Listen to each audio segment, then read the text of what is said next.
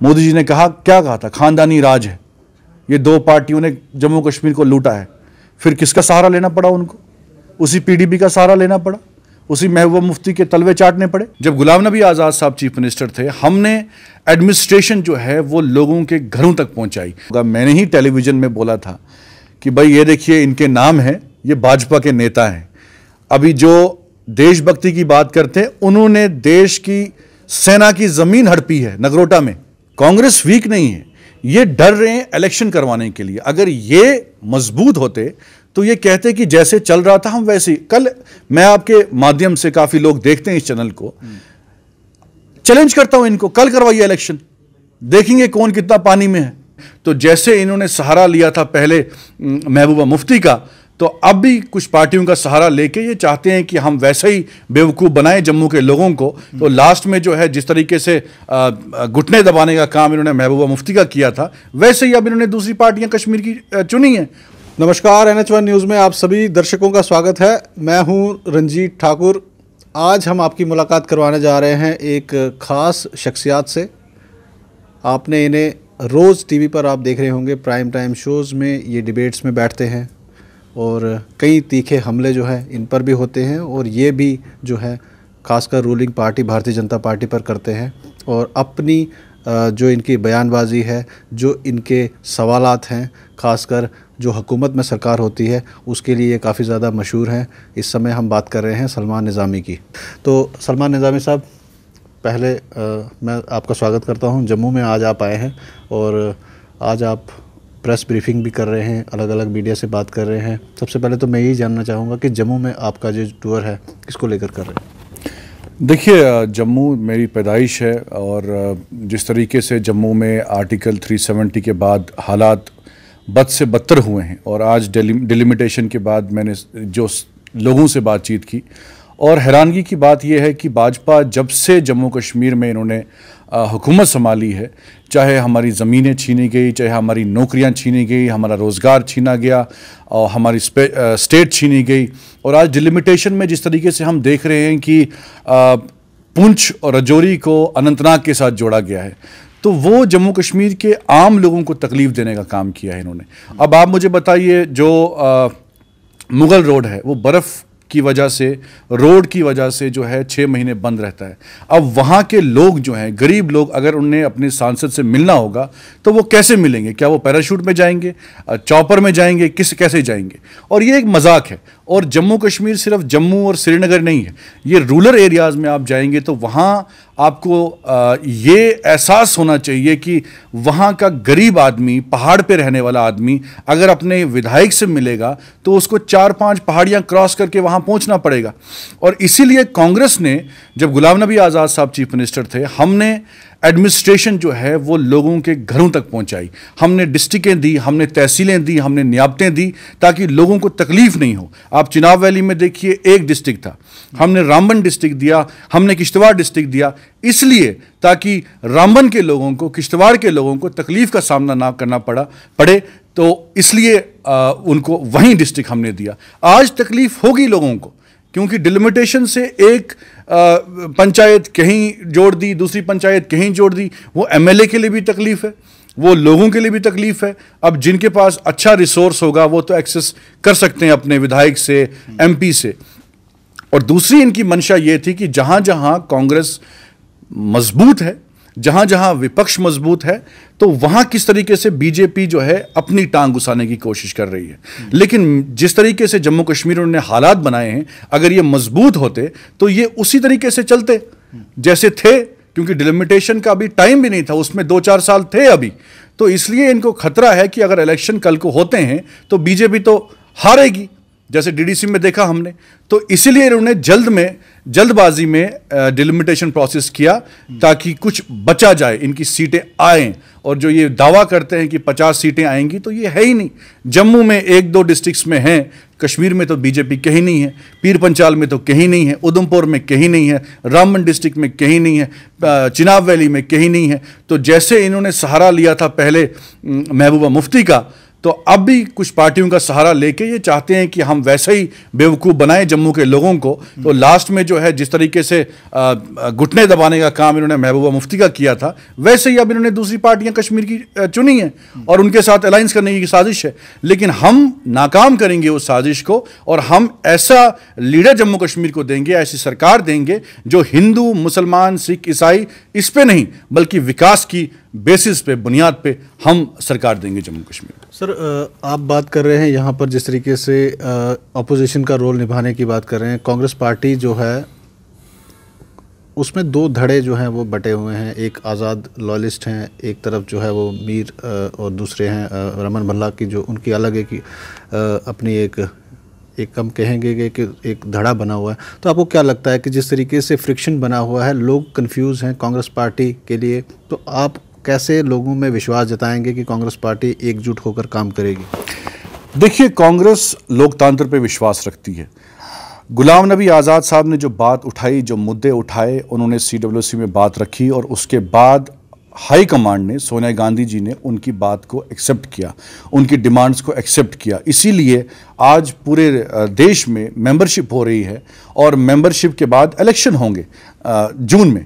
तो आज़ाद साहब के बारे में बहुत कुछ बातें हुई, लेकिन उन्हीं गुलाम नबी आज़ाद साहब को आज स्टार कैंपेनर बनाया गया उत्तराखंड में, उत्तर प्रदेश में।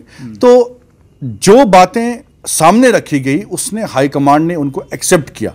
अगर ऐसा होता जैसे भाजपा में 2 मैन शो है, मोदी और अमित शाह जो बोलेंगे वही होगा। अब उन्होंने अडवाणी का क्या हाल रखा है, वो तो कहीं स्टार कैंपेनर भी नहीं है। तो आज़ाद साहब की शख्सियत पूरी दुनिया को मालूम है, तो अगर उनकी इंपॉर्टेंस नहीं होती पार्टी में तो वो स्टार कैंपेनर में नहीं होते, तो उनकी बात नहीं मानी जाती। उनकी बात मानी गई, उसके बाद ही आज़ाद साहब ने तो स्टेटमेंट दे दिया और वो जब जम्मू कश्मीर आए तो कांग्रेस के झंडे तले हर जगह गए और जो बड़ा लीडर होता है, जिस जिस कॉन्स्टिट्यूंसी से उसको डिमांड आती है वो वहाँ जाएंगे। वो तो मीर साहब के इलेक्शन में भी गए थे, उनके लिए कंपेनिंग भी की। कल को इलेक्शन होते हैं, वो सब जगह जाएंगे जहाँ से उनको डिमांड आएगी। तो मैं जानना चाहता हूँ कि सलमान निज़ामी 2014 तक कोई शायद बहुत कम लोग जानते थे, हम लोग आपको जानते थे क्योंकि आप जर्नलिज्म फील्ड से जुड़े हैं, हमारे साथ आपने काम किया है। मगर हम जानना चाहेंगे कि 2017 में जिस तरीके के बयान आपके सामने आए और प्रधानमंत्री ने आपका नाम लेकर आपको तंज भी किया, उसके बाद बहुत बड़ा देश में जो है नाम बना सलमान निज़ामी, लोग जानने लगे सलमान निज़ामी कौन है, लोग इवन सर्च करने लगे कि ये सलमान निज़ामी कौन है। मगर जिस तरीके का आपके साथ व्यवहार हुआ है, ख़ासकर मैं अगर कांग्रेस पार्टी की बात करूं जम्मू कश्मीर में, वो आपको अभी भी जो है एक्सेप्ट नहीं करते। देखिए पार्टी में ऐसा नहीं है कि हर लीडर को कोई पसंद करे। अब यहाँ गुलाम नबी आज़ाद साहब इतनी बड़ी शख्सियत है जिन्होंने इतना कंट्रीब्यूशन दिया, कई लीडर उनकी भी आलोचना करते हैं, कई लीडर राहुल गांधी की भी आलोचना करते हैं, कई लीडर जो हैं हमारे जो प्रेसिडेंट हैं मीर साहब, उनकी भी खुलेआम आलोचना करते हैं। लेकिन जिस तरीके से हमने काम किया, देखिए आप पार्टी को रिप्रेजेंट कर रहे हैं नेशनल लेवल पे। जब मैं गुजरात गया था, मेरी हाई कमांड को मालूम है कि मैंने वहाँ क्या काम किया था। मैंने जहाँ 10 सीटों पे काम किया, जब आप किसी राज्य में जाते हैं, किसी की कॉन्स्टिट्यूंसी में जाते हैं, उसको डेंट पहुँचाते हैं, तभी वो बौखला जाता है। अब मैं प्राइम मिनिस्टर की होम कॉन्स्टिट्यूंसी में गया और उनके जो उन्होंने जो कैंडिडेट्स उठाए थे, डिवाइड किए थे, उनको मैंने कांग्रेस ज्वाइन करवाई। मेरी हाईकमांड को तो मालूम था कि ये किस मिशन में लगा है। और जब रिजल्ट सामने आया तो रिजल्ट सामने आया, जहां जहां मैं गया था वहां हम जीत गए। उसके बाद ही तो कांग्रेस ने कहीं ऑफिशियली कोई स्टेटमेंट नहीं दिया मेरे खिलाफ। अब लीडर कोई आलोचना करता है तो वो करने दे, वो तो आज़ाद साहब की भी होती है, मीर साहब की भी होती है, पार्टी में ये चलता रहता है, डेमोक्रेसी है। तो उसमें पार्टी ने डिसाइड किया कि आपको दूसरी जगह में भेजेंगे, टीवी में भेजेंगे। मैं डिफेंड करता हूं, मैंने काम किया। मैं उसके बाद गुजरात के बाद यहाँ राजस्थान गया, मैं गुजरात के बाद जो है मध्य प्रदेश किया, हमने वहाँ इलेक्शन जीता दोनों स्टेटों में। चाहता हूँ कि जम्मू कश्मीर के बानिहाल जैसी छोटी सी जगह से आप बिलोंग करते हैं और देश में इस समय सलमान निज़ामी को सब जानते हैं। अगर कोई नहीं जानता है तो ये गलत बात मैं कहूँगा कि कोई नहीं जानता होगा। अक्सर आप लोगों को सब जगह देखा जाता है और लोग बहुत प्यार करते हैं आपको। तो क्या वजूहत है, किस तरीके से आप एक छोटी सी जगह से देश भर में फैले और यूथ आइकॉन बने? खासकर मैं कांग्रेस पार्टी की बात करूंगा, वो आपसे ज़्यादा यूटिलाइज़ कर सकते थे आपको, मगर जिस तरीके से ट्रीटमेंट हुआ वो तो अलग बात है। मगर आप बताइए किस तरीके से आप एक छोटी सी जगह से नेशनल लेवल पे पहुँचे? देखिए, एक दो बंदों के बोलने से फ़र्क नहीं पड़ता। अब आज़ाद साहब को अवार्ड मिला, एक लीडर ने बोल दिया तो उससे इंसान का वो तो फ्रस्ट्रेशन होती है, वो जेलसी होती है कि मैं खुद तो कुछ नहीं कर पाया, इसको ही गिरा दूंगा। अब मुझे मालूम है दिल्ली में राजनीति करना कितना टफ है। एक समंदर है हिंदुस्तान, लेकिन एक खूबसूरती भी है उस हिंदुस्तान में। मैं जम्मू कश्मीर से जब दिल्ली गया तो मेरे जितने दोस्त हैं वो नॉन मुस्लिम हैं। जब गुजरात का मामला हुआ वहाँ तो कोई मुसलमान मेरे साथ खड़ा नहीं रहा, वहाँ तो मेरे जो हिंदू दोस्त थे उन्होंने मेरे को सपोर्ट किया। दिल्ली में जितने भी मेरे पड़ोसी हैं, फ्रेंड सर्कल हैं, वो सब लोग जो है मुसलमान नहीं हैं, वो हिंदू हैं। उस चीज़ को मैंने देखा कि अगर मैं एक ऐसे पिछड़े हुए इलाके से जम्मू में, जब मैं जर्नलिज्म करता था जम्मू में मैंने काम किया और जम्मू के लोगों की खूबसूरती यही है। मुझे दुख हुआ जब रोशनी के जो वो डीडीसी इलेक्शन में ऐसी बातें हुई कि अब मुसलमान जम्मू में कब्जा बना रहे हैं। ये जम्मू का डोगरा वो है जिसने कश्मीरी पंडितों को अपने हाथों पे बिठाया। ये जम्मू का डोगरा वो है जिसने चिनाब वैली और पीर पंचाल के मुसलमानों को जब मिलिटेंसी में मर रहे थे वो उनको जम्मू में एक्सेप्ट किया, उनको पनाह दी। मुझे दुख होता है आज के माहौल को देख के कि ये बीजेपी चाहती क्या है, उस जो खूबसूरत जम्मू कश्मीर का माहौल था उसको कैसे डिस्टर्ब करना चाहते हैं। मैंने इसीलिए जब मैं जम्मू आया तो मैंने भी देखा कि जर्नलिज्म में मुझे वो आज़ादी नहीं है बात रखने की, जो अगर मैं सिस्टम को बदलना चाहूँगा तो मुझे सिस्टम में घुसने की जरूरत। If you want to change the system then you have to be the part of the system. तो उसके बाद मैं दिल्ली गया और कई मतलब डर था नहीं मेरे में, और आगे बढ़ते गए तो विरोध चलते रहते हैं सियासत में, हम भी बढ़ते रहे आगे। तो इसके साथ साथ मैं जानना चाहूँगा, जिस तरीके की बयानबाजी के लिए आप जाने जाते हैं, खासकर मैं कहूँगा तो बिल्कुल स्ट्रेट फॉरवर्ड बात करते हैं और हमेशा ही किसी के मुंह पर भी बोल देते हैं। तो जिस तरीके की कंट्रोवर्सीज इस समय देश में चल रही है, खासकर इस समय हिजाब को लेकर जो है पूरे देश भर में बवाल मचा हुआ है, कैसे देखते हैं? एक तरफ 4-5 स्टेट्स में इलेक्शंस हो रहे हैं, दूसरी तरफ से इस तरीके का जब माहौल होता है तो क्या अफेक्ट पड़ता है खासकर? देखिए, बीजेपी हर चुनाव में, अभी आपने डीडीसी का इलेक्शन देखा जम्मू कश्मीर में, तो रोशनी स्कैम, मुसलमान जी कब्जा कर रहे हैं जम्मू में। फिर जब हमने ही इनको एक्सपोज किया, आपको याद होगा मैंने ही टेलीविज़न में बोला था कि भाई ये देखिए इनके नाम हैं, ये भाजपा के नेता हैं। अभी जो देशभक्ति की बात करते हैं उन्होंने देश की सेना की ज़मीन हड़पी है नगरोटा में, इन्होंने ज़मीन हड़पी है जम्मू की। जब इनको एक्सपोज किया उसके बाद रोशनी का स्कैम जो है वो किताब बंद हो गई। आज बात होती है उस पर 2 सालों से, जब से डीडीसी इलेक्शन खत्म हुआ है, नहीं हुई। ऐसे ही सीए, अब मुसलमानों को देश से बाहर निकालेंगे, क्या 2-2.5 सालों में उसकी बात होती है? अब सीए, कौन सा मुसलमान बाहर गया बांग्लादेश? कोई नहीं गया। अब इलेक्शन यूपी में है, अब हिजाब आ गया। अरे देश का संविधान हमें इजाज़त देता है कि हम किस रंग का कपड़ा पहने, हम जीन्स पहने, स्कर्ट पहने, कॉलेज में चाहे जम्मू हो कि कश्मीर हो, कहीं भी कोई भी आपको रोक नहीं सकता। योगी आदित्यनाथ है वो भगवा रंग का कपड़ा पहन के जाते हैं पार्लियामेंट, हमें उससे आपत्ति नहीं है। वो काला कपड़ा पहने, लाल पहने, कोई भी पहने, क्योंकि देश का संविधान उनको इजाज़त देता है। तो भाजपा जब फंसती है चुनाव में तो वो मुसलमानों को बलि का बकरा बनाती है। तो वो उनके दिमाग में कंसेप्ट है कि हम हिंदू और मुसलमानों को लड़ाएंगे, और ये विपक्ष जो है या टेलीविज़न जो है, ये मीडिया भी हमें सवाल नहीं करेगा कि आपने चाइना पे क्या कार्रवाई की, आपने पाकिस्तान पे क्या कार्रवाई की, आतंकवाद कश्मीर में अभी भी बढ़ रहा है उस पर क्या कार्रवाई की, तेल की कीमतें बढ़ रही हैं उस पर क्या कार्रवाई की, डीजल, पेट्रोल, गैस की कीमतें बढ़ रही हैं उस पर कार्रवाई की, कोविड में लाशें हमने तैरते हुए देखी पानी में, उस पर कोई बात नहीं होती। हमारे बेरोजगार नौजवान जो हैं, चाहे जम्मू में मैं आया और यहाँ देखा मैंने लाठियाँ बरसाई उनके ऊपर, इस पर बात नहीं होती। बिहार में लाठियां बरसाई गई युवाओं पे, उस पर बात नहीं करते। तो ये हर चुनाव में हिंदू मुस्लिम करवा के जो है लोगों का ध्यान हटाने के लिए इन मुद्दों को सामने लाते हैं, चाहे तबलीग की जमात, मुसलमान, हिंदू, दलित, ये बात करके। लेकिन विकास की बात इनको जवाब मिला बंगाल में, इनको जवाब मिला दिल्ली में, राजस्थान में, मध्य प्रदेश में, और जवाब मिलेगा इस इलेक्शन में। तो जम्मू कश्मीर के इलेक्शंस के अगर बात करें, जिस तरीके से डिलिमिटेशन कमीशन की सेकंड ड्राफ्ट रिपोर्ट आ गई है, आने वाले वक्त में अब यहाँ पर इलेक्शन होगा, तो क्या आप देखते हैं यहाँ पर इस समय किस तरीके का माहौल आप देखते हैं, और ख़ासकर क्या स्ट्रेटजीज़ रहेंगी? कांग्रेस पार्टी यहाँ पे बहुत ज़्यादा वीक है, उसको मजबूत करने के लिए कैसे आप काम करेंगे? नहीं, वीक कहाँ है, मुझे बताइए। अभी हाल ही में जो आज़ाद साहब का दौरा हुआ, बाकी पार्टियों की आपने रैलीज देखी, सबसे बड़ी रैलीज किसकी थी बताइए आप? नहीं, चुनाव वेले में उनका अपना था, मानते हैं ना आप इस बात को? तो कहाँ वीक है कांग्रेस? कांग्रेस वीक नहीं है, ये डर रहे हैं इलेक्शन करवाने के लिए। अगर ये मजबूत होते तो ये कहते कि जैसे चल रहा था हम वैसे ही। कल मैं आपके माध्यम से, काफी लोग देखते हैं इस चैनल को, चैलेंज करता हूं इनको, कल करवाइए इलेक्शन, देखेंगे कौन कितना पानी में है। डर क्यों रहे हैं? ये क्यों डिलिमिटेशन की वजह से जो है ये सीटें उधर इधर तितर बितर कर रहे हैं, ताकि एक शगुफा मार्केट में छोड़ दें, ताकि टाइम निकलता रहे। अभी आप इस पे जो है डिस्कस करते रहें, टाइम निकलता रहे। और ये इन्होंने पीडीपी के साथ मिलकर लूटने का काम किया। अभी भी गवर्नर शासन में कभी एक गवर्नर आता है, वो कहता है अब मैं 50,000 नौकरी दूंगा, वो चला जाता है। दूसरा गवर्नर आता है, वो कहता है 1 लाख नौकरी दूंगा, वो भी चला जाता है। अब तीसरा आएगा, बोलेगा 3 लाख नौकरी दूंगा। तो नौकरियां कहां से मिलेंगी?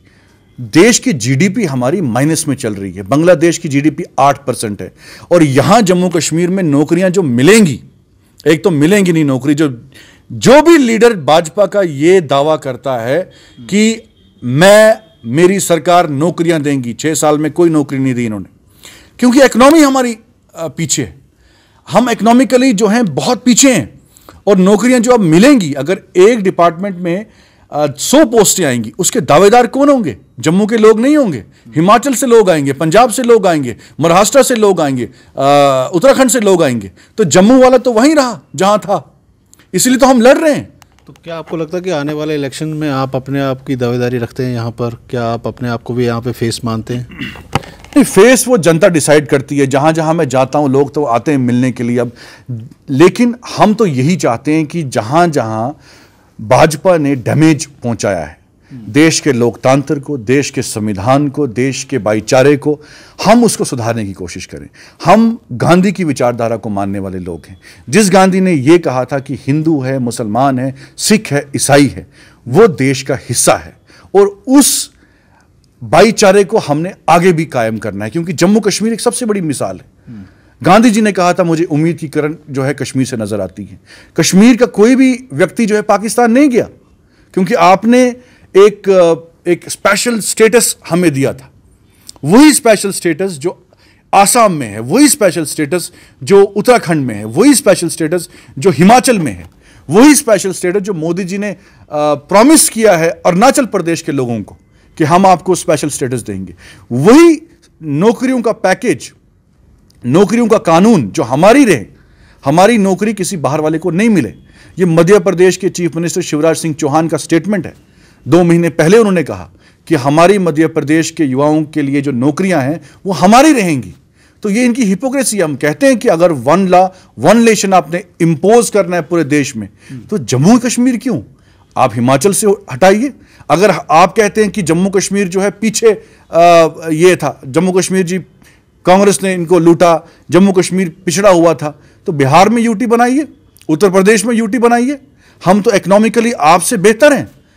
जम्मू कश्मीर जो है इकोनॉमिकली 10-20 स्टेटों से मजबूत है, बेहतर था। हमारे पास पानी है, हमारे पास अनाज है, हमारे पास रिसोर्सेज हैं, बिजली है। हमारी बिजली जो जनरेट होती है जम्मू कश्मीर से, 3-4 राज्य वहां उससे रोशन होते हैं।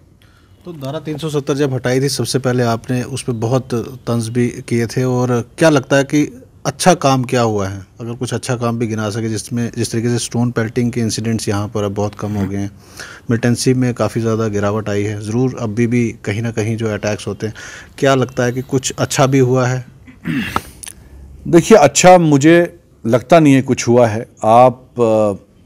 मुझे लगता है कि मीडिया में काफ़ी सालों से है, मैं आपको बहुत सालों से जानता हूँ, और आप भी लोगों से मिलते हैं। आप जाइए रघुनाथ बाजार मार्केट में, वहाँ दुकानदार से पूछिए कि आपके साथ अच्छा हुआ या बुरा हुआ। आप कश्मीर में जाइए, आप रजौरी पुंछ में जाइए, चिनाब वैली तो आप बहुत बार गए, रिपोर्टिंग किया आपने, वहाँ के लोगों का दर्द देखिए। तो अच्छा अगर होता, हम भी बोलते कि भाई इन्होंने कोई अच्छा काम किया है। आप पार्टी लाइन को छोड़ के आप देखिए हमारा युवा जो है, कल को हमारा फ्यूचर, अगर कांग्रेस पार्टी को गलती करती है ना, हमने उसका विरोध किया है। कांग्रेस में राहुल गांधी ने तो एक कागज ही फाड़ दिया था, आपको याद होगा। बिल्कुल याद है। अगर कांग्रेस से कोई गलती हुई थी, पब्लिकली कांग्रेस ने ये बोला नहीं, ये इंपोज नहीं, उसके लिए तंज भी कसा गया था बाद में कि प्रधानमंत्री स्टैंड लिया ना। अगर कोई ओपिनियन आता है, हम विपक्ष से पूछते थे, हम ये स्टैंड लेना चाहते हैं, हम ये कानून लाना चाहते हैं, क्या आपकी मंजूरी है इसके लिए? आपने जम्मू कश्मीर में स्टेट भी छीन ली, सब कुछ छीन लिया, जमीन भी छीन ली, किसी को पूछा ही नहीं, पिंजरे में कैद कर दिया नेताओं को। तो ये कब तक चलेगा? तो जिस तरीके से राहुल गांधी इस समय पॉलिटिक्स कर रहे हैं और प्रियंका गांधी भी हैं, क्या आपको लगता है कि इस बार परफॉर्मेंस अच्छी होगी? जिस तरीके से 40 का फिगर आ गया है, क्या आपको लगता है इम्प्रूवमेंट होगी आस्ते आस्ते?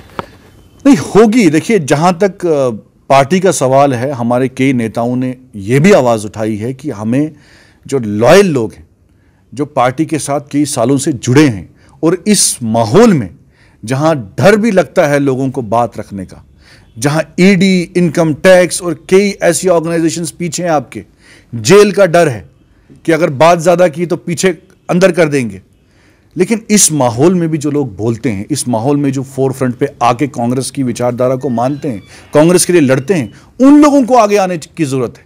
हमारी पार्टी में भी कुछ कमियां हैं, वो आज़ाद साहब ने भी कहा, कई लीडरों ने कहा, कुछ छोड़ के चले गए, और जो लोग थे अंदर जिन्होंने खराबी की थी वो चले गए, वो एक्सपोज हो गए। इसलिए हम भी चाहते हैं कि कांग्रेस में चेंज आए, उन लोगों को आगे बढ़ाने की जरूरत है जिनको पब्लिक चाहती है, जिनको एक्सेप्टेंस है, जिनके वजह से आप जीत सकते हो। आपको लगता है कि जम्मू कश्मीर के लिहाज से भी आप ये बात कर रहे हैं, क्योंकि बहुत सालों से वही लीडर्स सामने हैं, नए चेहरों को जो मौका नहीं दिया? बिल्कुल मिलना चाहिए। देखिए, जम्मू कश्मीर हो, कन्याकुमारी हो, केरला हो, मैं तो इस ओपिनियन से हूं कि मैं हमेशा, अगर मैं दिल्ली में बैठता हूं, कोई भी यूथ अगर मुझे बोलता है कि मुझे सोशल मीडिया में आपकी हेल्प चाहिए, मुझे मीडिया में आपकी हेल्प चाहिए, दिल्ली में बैठ के मैं उनको पुश करने की कोशिश करता हूं। ऐसे लोगों को आगे बढ़ाने की जरूरत है। इज्जत देना और इज्जत लेना उसके हाथ में है, लेकिन अगर ऐसा टैलेंट आपके पास है, उसको आप एनकैश करो, उसको आप प्रमोट करो, उससे पूरी पार्टी का फायदा होगा। ये नहीं कि आप एक पोस्ट लेके बैठे हैं, 10 पोस्टें भी आपके पास हैं, लेकिन कोई जानता नहीं है आपको, कोई काम नहीं करते, आप बोलने से डरते हैं, तो ये नहीं होना चाहिए। तो सर, जिस तरीके से बात की जाती है इस समय, आपने बहुत देखा होगा कि एसएसपी ने भी अपनी पोस्ट जो है पिछली जो 2019 में नोटिफाई की थी, उनको विड्रॉ कर दिया है। उसके बाद भी जिस तरीके से आप सड़कों पर इस समय प्रदर्शन देख रहे हैं, क्या लगता है भारतीय जनता पार्टी से जब ये सवाल किया जाता है तो वो कहते हैं कि जब हमारा चीफ मिनिस्टर आएगा तो यहाँ पर हालात जो हैं बेहतर होंगे, लोगों को नौकरियाँ मिलेंगी? देखिए, कहाँ से नौकरी मिलेगी, चीफ मिनिस्टर कहाँ से बनेगा, भाजपा है ही कहाँ? ये सब बेवकूफ़ बनाने वाली बात है। आपको 2014 का भाषण मोदी जी का भूल गया? मोदी जी ने कहा, क्या कहा था? खानदानी राज है, ये 2 पार्टियों ने जम्मू कश्मीर को लूटा है। फिर किसका सहारा लेना पड़ा उनको? उसी पीडीपी का सहारा लेना पड़ा, उसी महबूबा मुफ्ती के तलवे चाटने पड़े। क्या किया इन्होंने? और अब कहाँ ये मजबूत हैं, कहाँ इनकी बेस है, कहाँ इनका कार्डर है? क्या कश्मीर में है ये? क्या चिनाब वैली में है? क्या पीर पंचाल में है? कहीं नहीं है। फिर लास्ट में इन्होंने वही जो अपनी शपनी पार्टी, इनको ये उम्मीद है कि भाई ये लोग हमारे साथ मिलेंगे, जम्मू के लोगों को हम बेवकूफ़ बनाएंगे, और फिर लास्ट में इनको सत्ता का लालच है। वो लोग भी कौन है?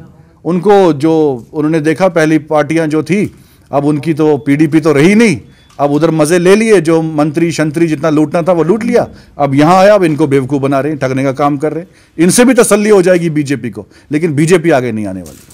तो कई लोग कहते हैं कि आज़ाद साहब जो हैं वो मोदी जी के बहुत नज़दीक हैं, उनसे थोड़ा सा उनको स्नेह भी है, जिस तरीके के बयान उनके कभी खिलाफ नहीं आते हैं। तो क्या लगता है, आप क्या देखते हैं इसको? देखिए, हम लोकतांत्रिक देश में रहते हैं। नेहरू जी और वाजपेयी जी की भी दोस्ती सबको मालूम है। डेमोक्रेसी में पॉलिटिकल जो डिफरेंसेस होते हैं वो जाति नहीं होते हैं। मेरी विचारधारा अलग हो सकती है, किसी और की विचारधारा अलग हो सकती है, लेकिन हम सब तो हिंदुस्तानी हैं ना। इसमें जहाँ जहाँ मुझे जो ज़ाती एक्सपीरियंस है मेरा, कि आज़ाद साहब जब यूनियन मिनिस्टर थे, प्राइम मिनिस्टर मोदी जो है उनके पास आते थे और उन्होंने उनके काम भी किए हैं। आज़ाद साहब ने कभी नहीं देखा कि कोई हिंदू है, कोई मुसलमान है, कोई सिख है, कोई ईसाई है, कोई भाजपा का है, कोई समाजवादी पार्टी का है, कोई किसी पार्टी का है, किसी पार्टी का है, उन्हें सबके काम किए। जब आज़ाद साहब की मदर की डेथ हुई थी, शिवसेना के नेता वहां पहुंचे थे जो दिन रात आज़ाद साहब का विरोध करते थे। एक टाइम था, तो अलायंस हो गया। ऐसी ऐसी मैंने लोग देखे वहां जो आज़ाद साहब का 24 घंटे विरोध करते थे पब्लिकली। लेकिन आज़ाद साहब की जो कद है उनका, वो हमेशा उनकी पहचान ये है कि वो कभी भी जात और धर्म के नाम पे राजनीति नहीं करते। इसीलिए जम्मू कश्मीर में भी उनकी इज्जत है। जो काम उन्होंने किए हैं, 70 साल में जितने भी चीफ मिनिस्टर रहे, आप कंपेयर करें, 2.5 साल उन सब पे भारी पड़ेंगे। मेरा लास्ट क्वेश्चन है, बहुत ब्रीफ में, क्या लगता है कि आज़ाद साहब के चेहरे पर ही जो है अगला इलेक्शन लड़ा जाएगा? देखिए, वो हाईकमांड डिसाइड करेगी, मैं तो कोई बोल नहीं सकता उसमें। वो जब इलेक्शन होंगे, पहले तो इलेक्शन हों कब हों पता नहीं है, 3 साल से बोल रहे हैं कल होंगे कल होंगे। जब इलेक्शन होगा वो पार्टी डिसाइड करेगी। अभी हमारी पार्टी के इलेक्शन है, उसमें क्या नतीजे आएंगे, कौन प्रेसिडेंट बनता है, यहाँ क्या चेंजेस होगी, सेंट्रल लेवल पे क्या चेंजेस होंगी, आज़ाद साहब को रेस्पॉन्सिबिलिटी मिलती है। अभी जो रेस्पॉन्सिबिलिटी उनको मिली है एज ए स्टार कैंपेनर, वो इलेक्शन के रिजल्ट के बाद देखेंगे हम क्या होगा, और उसके बाद जम्मू कश्मीर में जब इलेक्शन होंगे वो तब फैसला लिया जाएगा। बहुत शुक्रिया। ये थे हमारे साथ कांग्रेस के सीनियर नेता सलमान निज़ामी, और ये बात कर रहे थे जम्मू कश्मीर की सियासत पर और अपना पक्ष किस तरीके से डिलिमिटेशन कमीशन की सेकंड ड्राफ्ट रिपोर्ट पर रखा। इसके अलावा कांग्रेस पार्टी जम्मू कश्मीर में आने वाले दिनों में किस तरीके से काम करेगी, खासकर युवाओं को जो है आगे आने के लिए किस तरीके से पॉलिटिक्स में आगे आने के लिए प्रोत्साहन देगी। और इसके अलावा जम्मू कश्मीर में जो इस समय एम्प्लॉयमेंट का बहुत बड़ा इशू बना हुआ है, उस पर आज सलमान निज़ामी ने क्या बात की, आप इंटरव्यू ज़रूर देखिएगा और इसे मैक्सिमम शेयर करने की कोशिश करें ताकि ज़्यादा से ज़्यादा लोगों तक ये पहुंच सके। आप जुड़े रहें NH1 न्यूज़ के साथ।